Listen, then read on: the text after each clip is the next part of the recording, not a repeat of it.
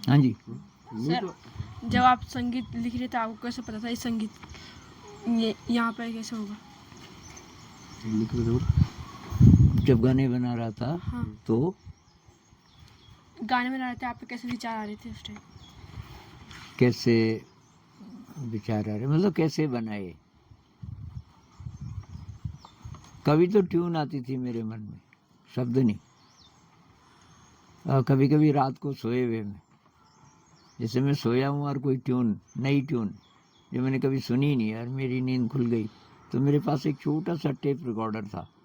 उस ज़माने में ये तो होते नहीं थे फ़ोन, मैं बात कर रहा हूँ 2004, 5, 6। उस दौरान काफ़ी गीत लिखे गए मतलब 2007 तक 30 जो हमने रिकॉर्ड किए 2007 तक लिखे गए थे। और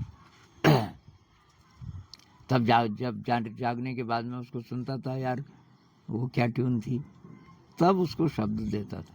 तो अब शब्द देने में ये बात है कि क्या बोलना चाहते हैं आप। जैसे मान लीजिए कितनी प्यारी ये धरती हमारी, तो उसमें ये था कि भाई मैं बहुत लकी हूँ कि इतनी अच्छी धरती मिली मुझे।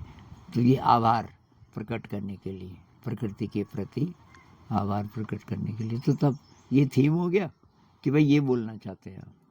और फिर तब शब्द आते रहते हैं, फिर उसमें ताल होता है, अंदर ही अंदर ताल चलता है। कौन सा ताल होगा, जैसे कितनी प्यारी धरती हमारी, तो दादिन दादिन, ये 3 ताल भी हो सकता है 16 बीट का, या 8 का भी हो सकता है। तो अब वो अंदर ही अंदर चलता है, उसकी ट्यून भी और तब शब्द भी आते रहते हैं।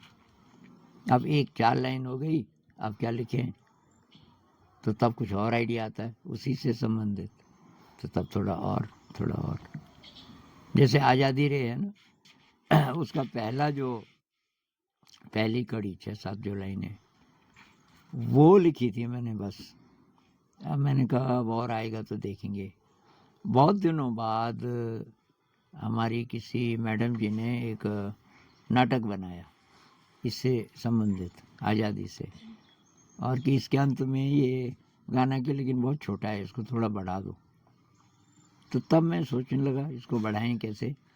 तब धीरे धीरे तो उसको बनने में कई महीने लगे, एक ही गीत को। लेकिन ज़्यादातर गीत 1 घंटे 1.5 घंटे में। जैसे स्कूल लगा हुआ है ना, सब तो वहाँ गए हुए, मैं यहाँ अकेला हूँ। उस टाइम लिखता था मैं अकेला हूँ, कोई डिस्टर्ब नहीं कर रहा। और ऐसे ही किताबें भी, जो किताबें मैंने लिखी तो ऐसे लिखी, मैं अकेला हूँ जब उस समय। फिर छुट्टी हो गई, टन टन टन, मैं अपने कागज़ को सब बंद करके रख देता था। आपने वो किताब देखी, सुनहरा बचपन, एक किताब है, देखना, उसमें चित्र भी है। तो वो किताब किसी को पता ही नहीं चला मैंने कब लिखी। सब जब स्कूल चले जाते थे मैं देख लेता था, यहाँ तक चले गए, तब मैं अपने कागज़ निकालता था। पहले चित्र बनाए रहते थे मैंने पहले से। तो मान लीजिए कि 25-30 चित्र बनाए हुए, मैं सारे ही फर्श पे फैला देता था जहाँ मैं बैठता हूँ। ये कमरा देखा आपने मेरा? हाँ, तो चौकी सी है जिस पर मैं सोता हूँ और नीचे फर्श। अब मैं देखता था मैं जो लिखना चाह रहा हूँ तो उससे संबंधित कौन सा चित्र होगा ये इस कागज़ में, तो उस कागज़ को उठा के तब उस पर लिखता था। वो हाथ से लिखी गई है सारी किताब, टाइप नहीं है। तो इस तरह से